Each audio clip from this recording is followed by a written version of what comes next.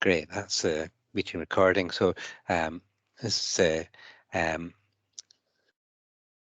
presentation on back pain, and as I was saying, I hope we'll make it a bit interactive so that I'll hear back from you about how you find managing back pain in primary care, and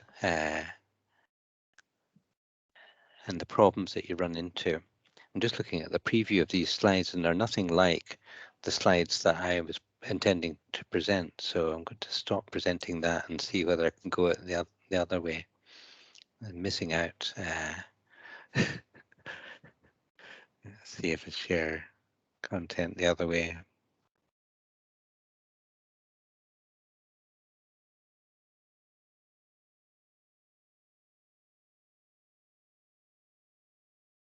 Right.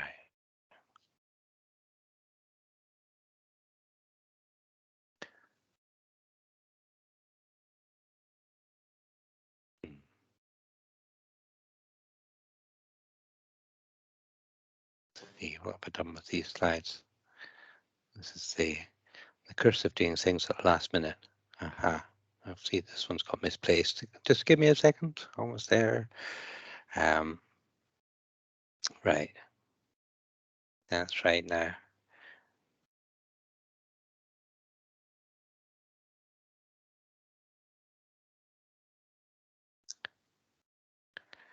Right. Ready to start again. I'll stop sharing that and see whether I can share it from the PowerPoint Live.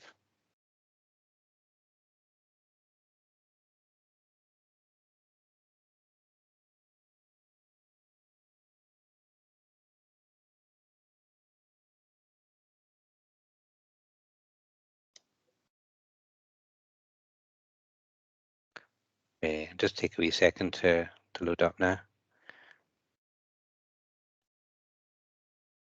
So back pain's a massive big problem, and I realised what I was looking at now was correct.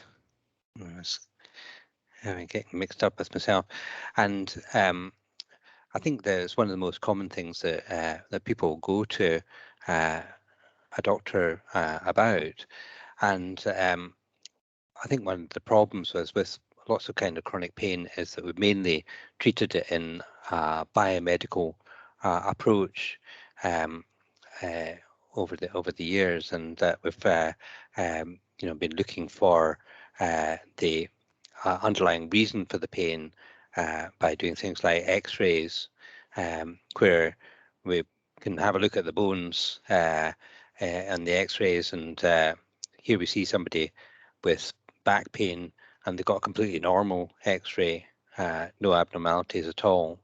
And then this is a picture from a book called The Back Pain Revolution, which was published in 1990 by an orthopedic surgeon who had been a spinal surgeon in the past, but then given it up because he realized that a lot of what he was doing was misguided. And this shows a picture of a lady who has never had any trouble with her back, but she's got lots of changes in her X-rays.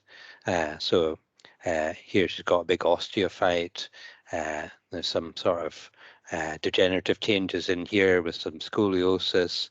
And has anybody spotted what the lady's actual health problem is in this case? It's a tricky one. I usually torture the medical students with this. And they say, oh, there's osteoarthritis or there's degenerative changes. And then I would ask them, well, what's that big black bit up there on the picture? So if you're seeing black bits in people's lungs, then it's air. And if you see it in their abdomen, then it's air as well. So she's got lots of air in her bowel up here and no air down here. So in fact, she had her X-ray because she's a lady who had a bowel obstruction. And is not somebody who's ever had any back pain in their life. And I've seen a load of patients like this where they have lots of changes on their X-rays or their MRI scans, and they can bend and touch their toes and do the yoga poses and things like that. So what we see on the X-rays and the scans are not necessarily relevant when it comes to back pain, but we can be a bit focused in on it. So I don't know if I can see Higgins here as the very interested in the bones. I think he's going to go on to become an orthopedic surgeon. Um, and there's a really good paper on this from I think 2015 by Brzezinski, and he looked at MRI scans of people who didn't have any pain, and so in your 20s, the incidence of disc degeneration was 37%, in your 30s 52%, in your 50s and 60s it was 80 to 88%. And so these are findings that turn up in people who don't have any symptoms. We've got disc bulge in 30% of people in their 20s, 50% of people in their 40s. Spondylolisthesis also, like becoming more common as you get older. So all of these changes can be seen in people who don't necessarily have any changes. And I think we'll all have seen patients who've had a scan and they'll tell us about all of the damage that is shown up on it. And sometimes I think people get given their scan reports without necessarily any explanation that things might actually look all right. I should have put an MRI picture in this talk, but in general, when I'm looking at a scan with a patient, I would maybe put the MRI up on the screen and have a wee look at the midline view, and you can see whether there's enough space for the spinal cord and the nerve roots. So you've got your grey spinal cord and nerve roots coming down, and you've got your white CSF on the TT2 view. It's the easiest to see it, and you can say, look, there's loads of space there, and then you can go over to either side and see whether there's enough space for the nerves to come out the intervertebral foramina, and explaining it to patients in that way that all we're really looking for in the MRI scan is there enough space for the spinal cord and the nerve roots, and if there's enough space, then you don't really need to have an operation to make any more space. In the case, of course, we might look out for whether there's any underlying sinister cause of back pain, but I'll come back to that a wee bit later. So the investigations and the biological approach to back pain has been a little bit of a problem. And so if we look at something like this, then we can go, well, it doesn't look so good. So that's a grade 1 spondylolisthesis where the vertebra is shifted over by a quarter of the diameter of the vertebra below. And what we often see in this sort of situation is there is still enough space for the spinal cord and the nerve roots. Okay, so that's a grade 1 spondylolisthesis. I always hope I'm going to find a better example of a grade 2 spondylolisthesis, but here's the one I've got. So this is a guy with a grade 2 spondylolisthesis, Lance Armstrong, who was not a model sportsman, I wouldn't say, but his nerves going from his spine to his legs were still working enough for him to get to the finish first in the Tour de France 7 times, even if he was pumped up with all sorts of illegal drugs and blood transfusions.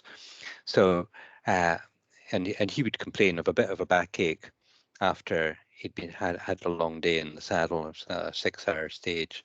So we have to think about findings that we find on scans carefully and think, do they fit in with neurological findings? So if we see a disc bulge and there is some nerve root pain going down the nerve territory that we would expect, then we might think, yeah, it could be worthwhile referring them to a neurosurgeon to assess that, whether it's necessary to have surgery. But like a patient I saw yesterday who had some nerve root entrapment on the left side, but he actually had some pain going down his leg on the right and no problems with the left leg. So often we find these sort of findings are incidental. And as I probably talked to you about before in one of the talks, I find that a lot of back pain is to do with central sensitization, increasing tension and sensitivity in the back muscles. So when I'm looking at a patient with back pain, we'll find that the muscles joining into the back of the pelvis, the paraspinal muscles here, are very tight, and pressing on them really gently will set off the pain. You'll find that the patient finds it very difficult to bend forward, and if they bend backwards, it usually makes things feel a bit easier. Um, and they might have some limitation of side-to-side movement. They can probably stand on either leg okay. So if you're assessing a patient with back pain, then you want to know a bit about how it started. Most often it came on when they got up out of bed, or if they bent to pick something up, or they were doing something fairly low impact. If somebody's been involved in a high-speed road traffic accident or an industrial accident that they think there might have been some underlying trauma, then you think a wee bit differently. And so we're wanting to know about that history. Is it giving them any problems with their bladder or the bowels or their legs? And is there anything they find that's making it any worse or better? So if we found that the muscles are all tight and really sensitive, then we can say, oh, well, that looks like where your back pain is coming from. And we can think about how we're going to get the muscles to relax and be less sensitive and deal with the underlying problem. But if we look at what actually happens with people with back pain, and I'm coming back to the evidence on this in a wee minute, when they go to a medical appointment, often the first approach is to write a prescription, to think about a painkiller to manage the pain. And uh, as Einstein's maybe said, the difference between stupidity and genius is that genius has its limits. And so we've tended to use the analgesic ladder for all kinds of pain, although it was originally designed, as you see on the top step, for cancer pain rather than for chronic non-cancer pain, or for acute pain for that matter. So um, we're often telling people that they should start off with a simple analgesic and maybe use an adjuvant like amitriptyline or gabapentin or pregabalin or duloxetine as well. But if they're not getting any better, then we will add in, or perhaps if they um, are complaining of more severe pain, we'll add in cocodamol or tramadol and then go up to strong opiates. And does anybody think that's a good idea? No. You're a very quiet audience. Remember, you can butt in at any time and tell me about your experience. Well, as you probably know, since the 1990s, there was this paper, The Tragedy of Needless Pain, which pointed out this idea that people were being denied strong painkillers when they actually were really effective and were much safer than we thought they were going to be. But unfortunately, this paper was based on really poor evidence. And since then, we found, along with campaigns to see pain as fifth vital sign, or to try and stop pain or make it a disease, that we've had increasing amounts of prescribing of strong opiates. And I think one of the biggest groups of patients that end up on strong opiates are patients with chronic back pain. So if we look at the global incidence of back pain, it's one of the biggest problems in terms of years lived with disability in the world. So it's a little bit small, this picture, but this is from the Lancet Global Survey of Years Lived with Disability from 2017. And there are some areas here in Africa where communicable diseases like HIV and malaria are serious health problems. But all of these dark purple areas, the main causes of disability is back pain. So you can see that just about everywhere in the world, back pain is the leading cause of years lived with disability. I think in third place is neck pain, and migraine is also in the top 10. So um, three pain conditions out of the top 10 causes of disability. And if we look at this map of the world, it's a bit different. This is a global map of opioid consumption. And you can see that America and Canada, or the United States of America and Canada, are really bloated, as is Australia, whereas lots of bits of the world like South America, Russia and Africa hardly get any opiates at all.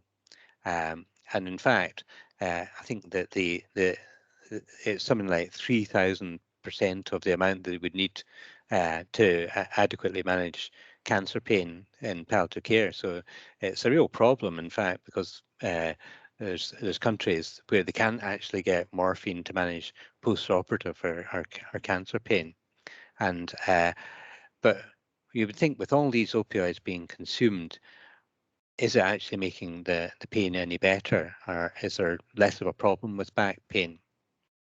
Well, in fact, there's some pretty good evidence that there's not really any difference between opioid and non-opioid treatment of back pain, of hip or knee osteoarthritis pain. So this is the SPACE randomized clinical trial, which is a pragmatic trial where they compared treatment with opioids and treatment with paracetamol and non-steroidals, and they didn't find any difference in pain levels or in disability between the two groups.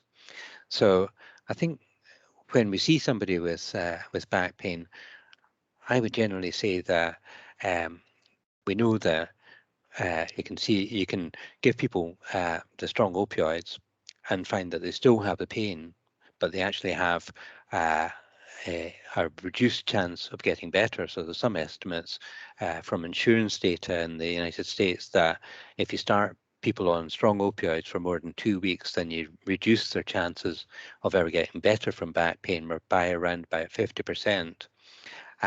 And they've also got the uh, the risks and the dangers of being on opioids. So the risks of getting constipated and bloated all the time, having nausea and difficulty with memory and difficulty with motivation. And I often explain it to patients that the opioids are working on your endorphin receptors in the nervous system, and endorphins do lots of other things apart from pain management. They're really good for making you feel really good, giving you joy and affection and attraction and motivation. And so when people get started in opioids, I think that may be the reason why it can actually make it more likely that they're going to become more disabled and that they're going to be less likely to get better. So in contrast to Ron Melzak's ideas with the tragedy of needless pain in 1990, unfortunately, the opioids don't really work for chronic back pain, and they're not safe either. And I think if we say that with confidence to patients, then um, you know we should we should be able to say that and say this is not the best thing for you. In fact, it might be actively bad for you. There's a study of patients coming into accident emergency departments with acute back pain, and it was a three-part study. I'm sorry I haven't got the reference up on the talk tonight. I'll put it in the chat afterwards, the email afterwards. And they compared ibuprofen and paracetamol and morphine for the treatment of the pain in patients who were coming into A&E. That was how bad their back pain was. And so any votes on the audience, which one they thought was better?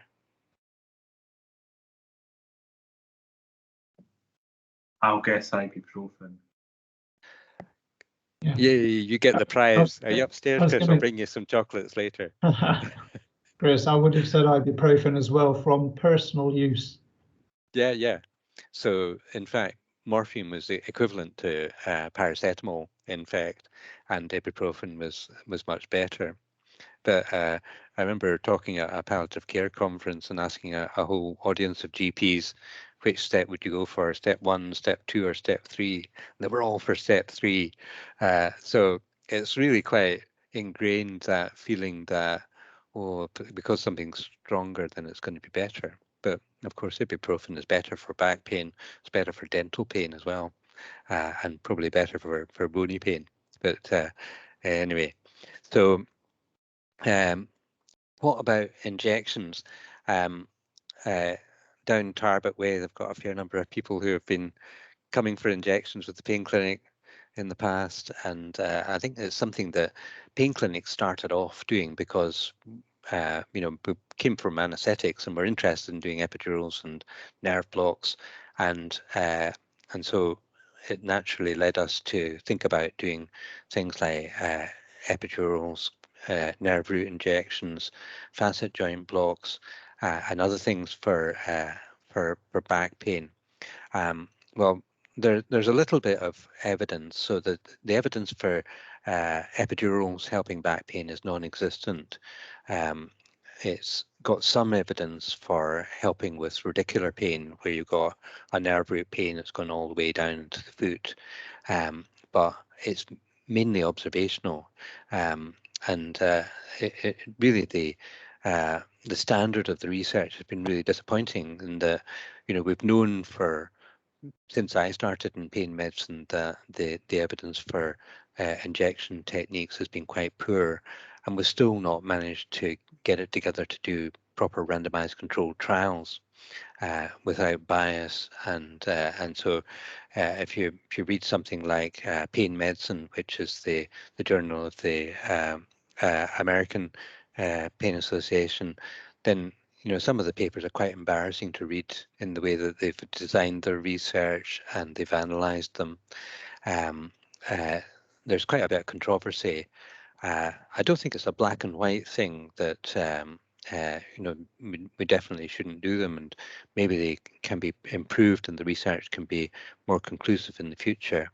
But a lot of patients would go for facet joint injections for back pain.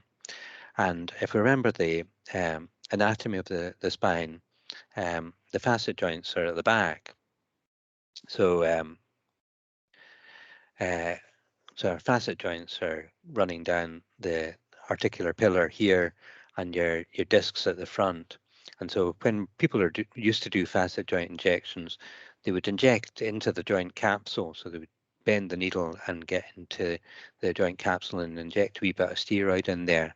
And in fact, the capsule was very tight and doesn't have much capacity, so you would often burst the capsule. So so perhaps that's, well, it's not been proved to be positively harmful. So now people would get injection to the medial branch of the posterior primary ramus, where the nerve loops over the transverse process and it comes back to the articular process here on the facet joint. And so we do the level above and below, and often people feel their pains a lot better after they've had a facet joint. But unfortunately, the evidence for that being long lasting, or for making people better in the long term, is really lacking.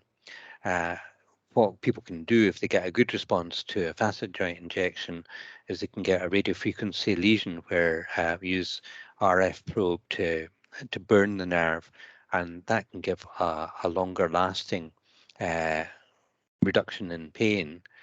But again, the evidence is a little bit controversial. So with the injections, as I say, no evidence of it having a long-term effect. With the radiofrequency lesions, there was a big study in Holland called the MINT trial, where they compared the radiofrequency to a placebo, and they found a slight difference, but it wasn't really a significant clinically important difference, and it stirred up a massive amount of controversy within the pain management world. So we really don't have a good idea about whether injections or radiofrequency lesions are a good idea or not. More recently, there's been quite a lot of research into high frequency spinal cord stimulation, and the trouble with that is that, again, the evidence is much stronger when the research was conducted by the company producing the spinal cord stimulator than when independently researched. And with the high frequency spinal cord stimulator, you can't feel anything. So it doesn't give you a sort of tingly feeling that you get with a conventional spinal cord stimulator.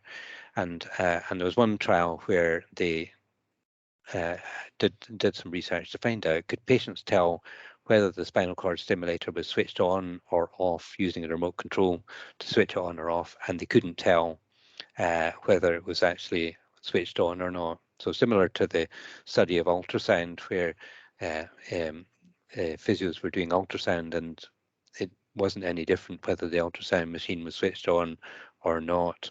So so I don't know about injections. They can tell I'm not keen, I think.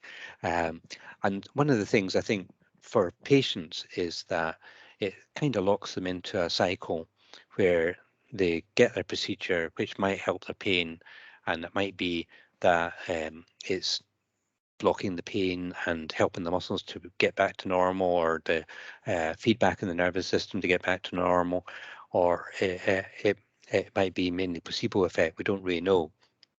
But then it wears off and they've got to wait for the next injection, and their pain is quite out of control again while they're waiting for the next injection. And I think that's a discouraging and sort of a disempowering thing for patients. So over the last many years, I've really not decided to do an injection spontaneously on a patient. I've been carrying on some injections for patients who find it really difficult to give up, and trying to persuade them to do other things that really work. So, sorry,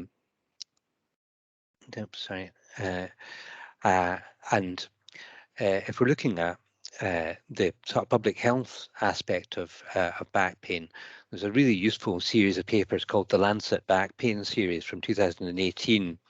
And has anybody seen that at all? It was written by well, Rachel Bushbinder was one of the main authors from Melbourne, and it found that although we'd known since the early 1990s the practical and effective things for managing back pain, we carried on giving patients medication at the first appointment, increasing the medication to strong opioids and giving them muscle relaxants like benzodiazepines, which are definitely contraindicated in back pain, only for a very short 2-3 days course for if you're going to give anybody benzodiazepines. And we were doing more injections and more spinal surgeries. Now, if you look at a spinal fusion operation, that's an operation that was actually devised to treat tuberculosis of the spine. And there's a massive amount of research that shows that there's not a difference between spinal fusion surgery and physiotherapy, apart from having a really big operation. But in some places it's carried out for back pain rather than for spinal instability, where of course it is effective.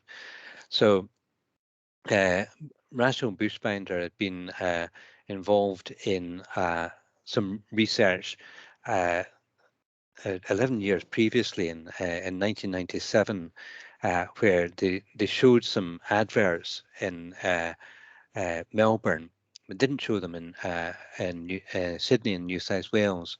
I'm getting nervous about whether this is going to work. So let's see whether they can see this research video. What they did was they've been trying to persuade GPs and other healthcare professionals to do evidence-based stuff with back pain, to say, don't worry, it's most likely just an increase in tightening and sensitivity. There's not often anything seriously underlying back pain, and the best thing to do is to keep moving. And so they showed these adverts, and is it going to show? You getting the video? I don't think you are you? No. I thought it would work if it was going in. I'll show you the video at the end. Oh, that's really annoying. Now the videos, now the slides won't move forward. Right. Okay, I'll show you the video at the end. So one thing I think that we always worry about is red flags, and so just a wee bit about red flags and yellow flags, and other color flags that have been introduced since. So I think the red flags are make us think, is it really straightforward back pain, or is there something else that I should be thinking about?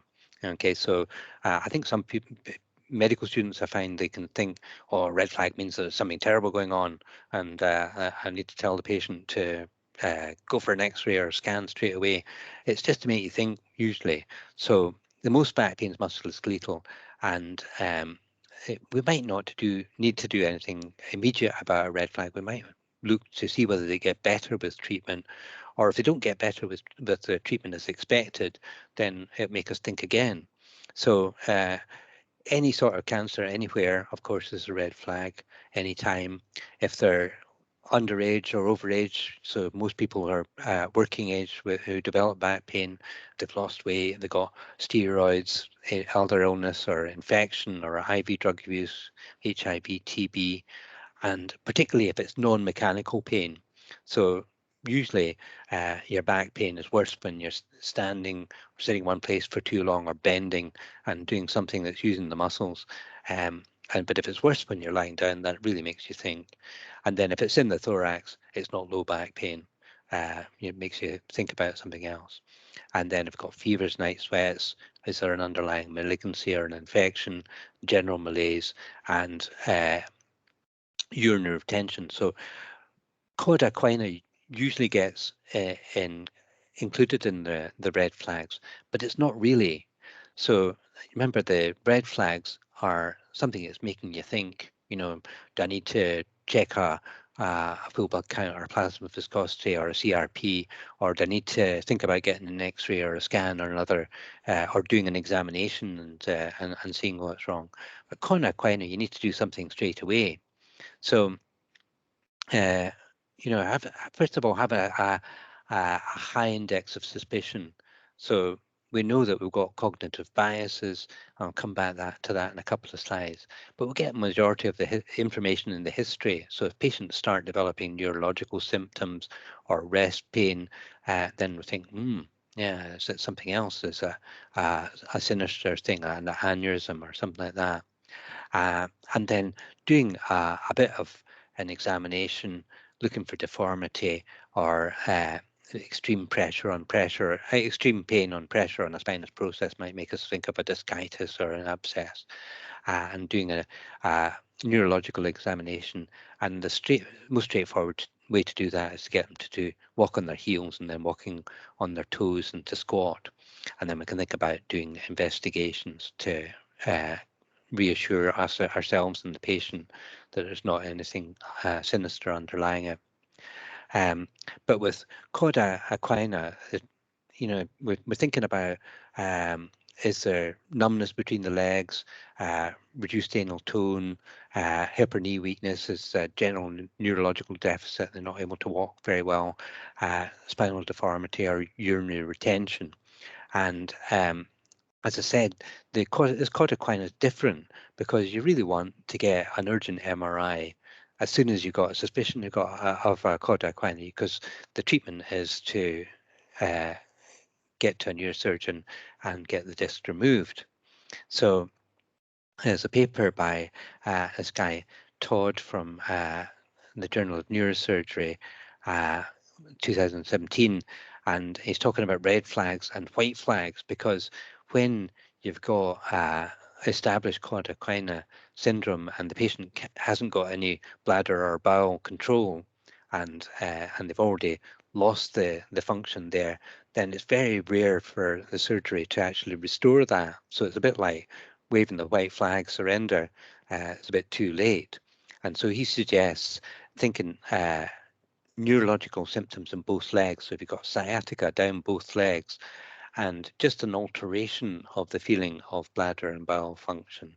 So it's a subjective feeling rather than you poking about and saying yes, they definitely numb or reduced anal tone. So it's a bit of a different way of thinking about it. And I think that, if you look at the medical protection societies, the biggest payouts are for established Coda Equina syndrome. So always worthwhile having a wee think about. And then if we think about cognitive bias, this is a great paper, which I'll put the link into the email afterwards. Sir Karl Popper, Swans and the General Practitioner. And it's the story of a lecturer in Belgium who went to his GP. Sorry, he was in Holland, and he went to his GP with terrible back pain, and she said, right, go to the physiotherapist and do your exercises, and don't worry about it. There's nothing serious. You'll get better. Just take paracetamol. And he went away and was really good and did all these exercises, and his pain kept getting worse. And then it started getting worse when he was lying down as well. And he went back and said, "Oh, I'm really worried about it. Can I get an MRI scan?" Of course, she says, "No, that's not in the guidelines. You can't get one. Go back to the physio." And eventually he goes to Belgium, gets an MRI scan privately from a neurologist there, and he's got lymphoma, which was the reason for his pain. Not needing physiotherapy, needing chemotherapy. So Sir Karl Popper is a famous logician who's written a lot about the scientific method. We need to think that we've got a hypothesis, and the only way we can prove that hypothesis is true is by trying to falsify it, trying to think, is there something that disproves that hypothesis? Okay, the swans comes from the black swan theory. I don't know if anybody's come across that. It comes from the idea that Romans said something as obviously as true as all swans are white. But of course, they'd never been to Australia and seen black swans. So it's that old question of there's known knowns and there's known unknowns, and then there's unknown unknowns. Okay, so there's things that we don't know that we don't know, and what happens with black swans is we don't know that something bad is going to happen, but it can have a disproportionate impact. So yellow flags. Has everybody heard of yellow flags? There's some really good resources on Physiopedia for lots of pain problems and assessments and things like that. And there are the psychosocial factors that are associated with the risk of developing more chronic pain, and they've been applied to mainly back pain. So it's looking at the A, B, C, D, E, F, W, which is attitudes and beliefs. Do they think that something terrible has gone on, and they're needing lots of treatment and needing a scan, and it's going to get worse and worse, and they're catastrophizing about it. Behaviors, are they taken to their bed and they're not getting up until the pain's gone away? Is there compensation involved, or is there perceived injustice? So is it somebody else's fault? My boss made me lift something really heavy and I put my back out, or I slipped on the grape in the supermarket and my back's been terrible ever since then. So these sort of factors actually increase the risk because it's always going through your head. Diagnosis, that's where we come in, and we can give people worries about disc degeneration or osteoarthritis and things like that. Emotions, anxiety, depression, feelings of hopelessness, and so on. And family, they can be sometimes supportive, sometimes too supportive, but often alternating between supportive and punishing so that they get fed up with you. And then work, who are very rarely any help. So more recently, the flag system has been revised to include orange, blue, and black flags. And I'll leave you to look at this because it's really confusing. That the blue flags are to do with the sort of belief that work is harmful, and black are to do with sort of legal things, but they're also to do with family. So I'm not sure I agree with that revision. And orange flags are to do with psychiatric um, uh, issues. But it's worthwhile having a think about these things and sometimes exploring them with the patient. So Mike Nicholas, who was responsible for the sort of addition of the orange, blue, and black flags, he's got a lovely look at the consequences of persistent pain, which I think really applies to back pain. Is that we can end up with repeated treatment failures, so we give people things that don't really help them. We give people unhelpful thoughts and beliefs, and they reduce their activity. They can use analgesics and get loss of their job and financial difficulties and family problems. And then that can lead to physical deterioration, feelings of depression, side effects from the medication, and the end result is excessive suffering. So not really what we're aiming for. And then in summary, I've gone on, always go on longer than I think I'm going to go on, is key is the history and examination. And I think it's really worthwhile actually having a look at somebody and saying, look, that's where your back pain's coming from. Screening for the red and yellow flags, and then when you're finding that everything's okay, reassuring, advising simple analgesia, talking about the evidence for that and the fact that there's not any better evidence for going on to stronger analgesics, and thinking about non-pharmacological treatments, heat, cold, relaxation, getting moving in water, and referring for physio activity for learning healthy options and so on. And there's loads of online resources on the Highland Pain Info website. See if I can stop sharing there. Side share options. Just give me a sec, sorry. Share. I had this the other week and I couldn't stop sharing.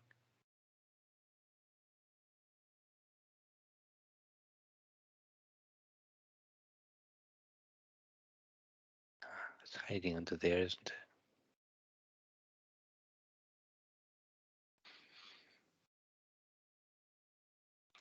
For some reason, I can't stop sharing the slides now, which is really annoying. Let's see if I escape. Could everyone still see the slides? Yeah. Yeah.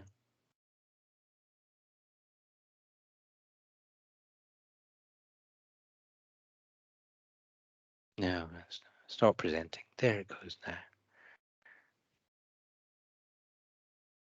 One of these days, I will actually figure out how to use Microsoft Teams. So, does that strike a chord with anybody in the audience in terms of seeing your back pains? What do you think when you see somebody who comes in with back pain? I think about 40% of my day is spent with chronic back pain patients. Uh-huh. And it's very difficult for them to learn new behaviours and change their mind frame because they've been told they have got two narrow discs when they were 22. Yeah. It feels like you don't want to get into an argument with people, but it often feels you're verging on that because of their beliefs. Very difficult to change. Yeah. I think that we reframe it. So I think that's where neurological examination can be really useful. So if you find there's often better numbness or maybe a difficulty getting an ankle reflex, but if you check the power, usually that's all fine. And if you get a reflex, I would say to a patient, well, that shows me that the nerve from the stretch receptor is going inside your spine. It's joining up with another nerve, which is coming back out and making the muscle contract. And that tells us that there's enough room for the nerve there. And so that tells us that although there's maybe a bit of disbulging, it's not causing any pressure on the nerve. It's not causing anything dangerous. And so, I think that you know, reframing things. I think that as well, you can say that, you know, in the past, we used to think that disc bulging was a lot more important, but now we've found that in fact lots of people have got disc bulging when they don't have any pain, and there's not really any difference between people who've got pain and people who haven't. So I've not been looking at the chat. Oh, I've got thunder and lightning here as well. Yeah, so it's quite spectacular. And had you thought of getting people together in groups, Margaret? Stop trying to bully me. No, I'm In front of an just planting a seed audience. there. Planting a seed. I think that when you see back pain groups really working, I think they can be fantastic from you know, a peer support point of view. And especially, I think when I see people with back pain, it's so often exactly the same story that I'd rather, you know, see 4 or 5 of them at the same time rather than, you know, see them all. And then you've got much more time with all of them together rather than that sort of sequential one after the other. Yes, I have my concerns, and I used to be involved in a fibromyalgia group, which was very, very difficult to stay motivated. Yeah. So that's really what the barrier is to me, is looking at a back pain group. But no, Yeah. I'll keep it's on my to-do list. So Yeah, that's good. Well, I think I mean, especially down in Campbelltown, you know, it's so far for me to come from Port William. You know, I could do a group with you, and we could get our cognitive behavioural therapist and a specialist physio to sit in and do that by video. yeah, I think that'd be a really useful thing to have a try at.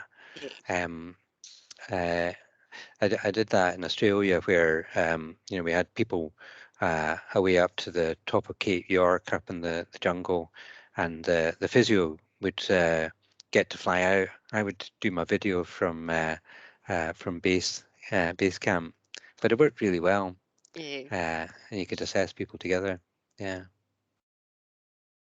and you've been doing a group in Tarbet, Kathana and Karina, yeah. Yeah, we found it actually really, really useful. Can you hear us?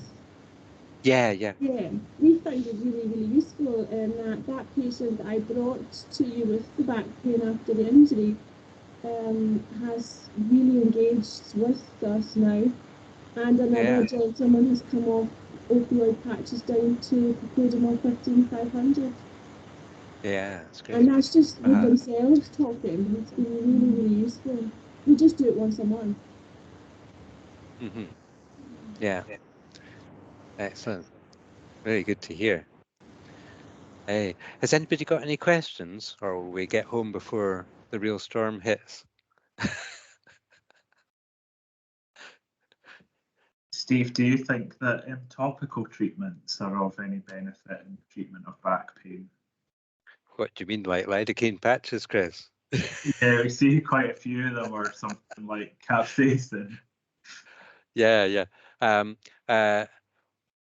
I mean, I think that I mean, lidocaine's obviously just for superficial neuropathic pain, so it doesn't have any effect on musculoskeletal pain. But people can feel better because we've got different feedback, and I think you see that in physiotherapy as well with things like K-tape, you know, where people get taped up, and it doesn't do anything really biomechanically, but it gives them a feeling of support. Or people wear a weightlifter's belt, which is not going to do anything to your discs, but it's going to give you that added feeling of security. So, as you would probably mention, Chris, the lidocaine patches are the bane of pharmacist's life because they're really expensive, and you get them audited. So we should try and avoid them. Capsaicin cream's pretty cheap, but I was hearing there's a big problem with supply of capsaicin cream at the moment. Was that right? Yeah, it's been sporadic for the past couple Okay. of years. Sometimes you can get it, sometimes you can't. Okay. Yeah. And so capsaicin, I think it's just got a it's got the deep heat effect on your back. I think in knees and joints and finger joints and in post-herpetic neuralgia pain, it does have some effect on desensitization of the cutaneous nerves, where you've got superficial neuropathic pain. But I don't think the back pain is very often neuropathic. It depends how you assess it. There's a German group which are really interested in neuropathic pain and trying to do research on mechanism-based treatment and what, whether it's gain of function or loss of function or temperature disturbance. And they've been doing this research since I started in pain medicine and still not got any further really. But they use the Pain Detect, which is a German questionnaire to figure out whether people have got neuropathic pain. And if you apply that to people with back pain, they said that it's something like 35% of people have got neuropathic pain there. But I think that's a load of rubbish, really. You've got to find some evidence of nerve damage and a credible reason for that, for somebody to have a neuropathic pain. And what I see all the time in back pain is that a central sensitization, so the nerve function is normal, but it's wound up. So I don't think that topical treatments are much use. A lot of people find deep heat menthol can be good, yeah, but not lidocaine patches. Can I ask then on that note, are we kind of actively trying to move people off them if they've been started? Should we make that a mission for 2022? Well, I'm just kind of aware that we do see an awful lot of it, and it's kind of that way that actually is that something that when they are being reviewed either in clinics or hospital or whatever, that we do kind of say actually that it's no longer recommended. And I think we could do that, but it may be. I mean, I don't see any people coming to the pain clinic with the lignocaine patches on their back, but we could certainly try promoting that through the pharmacy networks and primary care. What would you think, Neil? You still there? Oh, I think Neil's off to the band. No, he's still there. I'm still here, quietly holding my counsel. I think the thing is, and it's like a lot of the sentiment that's expressed around the room. I mean, here you've got a room full of enthusiasts, but the fact, yes, and I'm not saying that other people aren't enthusiasts, but they are faced with people who say, hang on, I want that, or I want something more. I'm desperate for something. Give me something, doctor. And it is really, we've talked about it before. They come in when they're hot. They don't come in when they're cold. And so that is a really difficult time. It's an impossible time to start opening the conversation about, which I've been trying to do of late, and it's quite interesting, just plant a few seeds. I don't know that they're being taken, of the amplifier going up to 11 and so on, and this sensitization type of thing, and why am I getting this pain here and that pain there and this pain there? Is it something moving around my body? No, it's because you're more sensitive to everything. Yeah. I think we can recommend, Lindsay.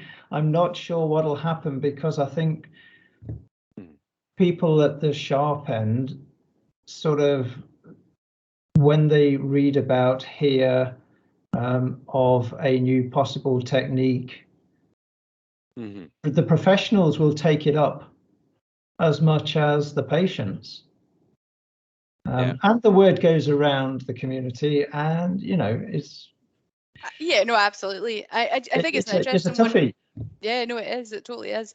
And I just wonder, is there almost as much value in putting menthol and aqueous cream on somebody's back as there is, putting lidocaine patches on, which are extortionate, just as a sort of, where do we start with it, and what's the Yeah. how does it get amped up, and are people aware there's very little kind of value in sticking lignocaine plasters on? Is that a message that we kind of have out there? Because for me, I don't Yeah, know we could that it always is. make another approach, rather, because the menthol cream is not cheap either, is it? And we could just ask people to buy some Biofreeze out of the supermarket, which has got menthol on it, and Well, that's it's probably just as good. yeah. Yeah. But yeah, I think if we've got something that is, I think that we've got lorry loads of evidence that activity and movement is the best thing, has got the strongest evidence for you getting better, and we've got something available that we can get patients into quite quickly. That's really one of the keys, and so I think that being able to say that confidently, that the best thing to do is to start getting these muscles moving and get things to relax and work more normally again. And there's unfortunately not really a great medication. The anti-inflammatories are perhaps most effective, but you don't want to be taking them all the time. And you just keep people on that track. And yeah, but it's I think it is we're needing the public health message out here, really. I was going to show you that video, wasn't I? And see whether I can actually show it. Nope. There we go.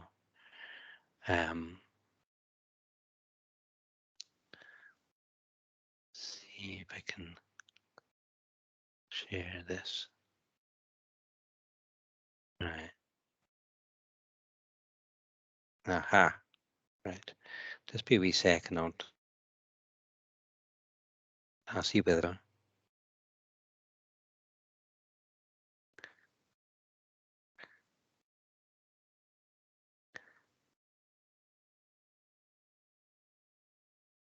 Share.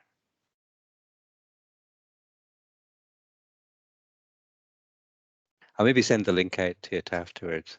Let's see.